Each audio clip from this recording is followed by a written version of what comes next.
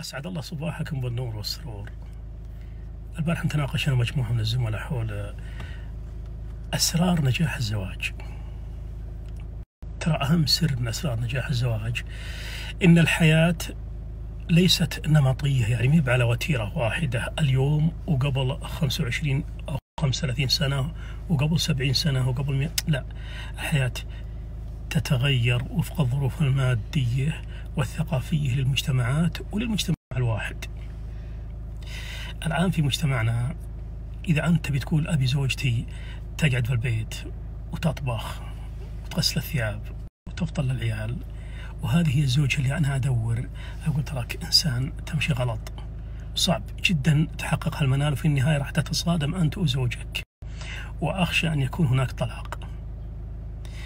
تقول لي طيب وش تبي؟ أقول زوجك اليوم تعيش في ظل كافي ومطعم وسفرة وما إلى ذلك. أنا ما بقول كل ذولي أعطهن زوجك أو لا تعطيهن زوجك.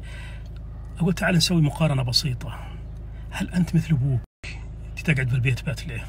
تبي تروح لشغلك وترجع لما البيت، ما أنت مسافر، ما أنت رايح إلا مطعم، ما أنت رايح إلا مكافي، ما أنت رايح تمشى، ما أنت رايح تكشت، ما أنت رايح تسافر، ولا تبي ذولي حلال على بلابله الطير حلال على بلابله الدوح حلال للطير من كل جنس حلال لك حرام على زوجك.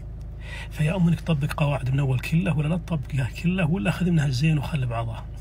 فأنا أقول شوف، كثير أشياء أنت ما تبيها.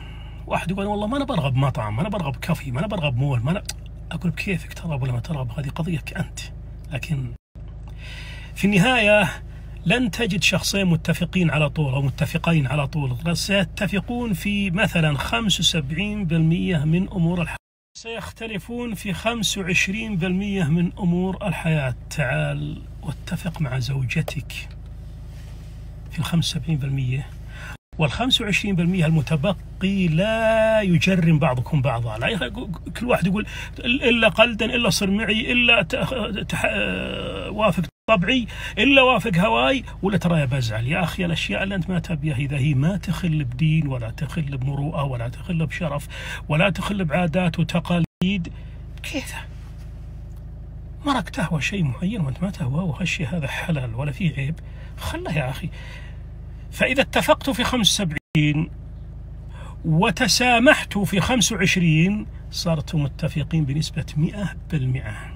إذا استطعت في يوم من الأيام تخلي زوجك صديقك، حبيبك، رفيق دربك، مخزن سرك، مكان أمانك واستقرارك، أقول هذه هي التي قال الله قال عنها سكنة، يعني تسكن إليها، تسكن إليها.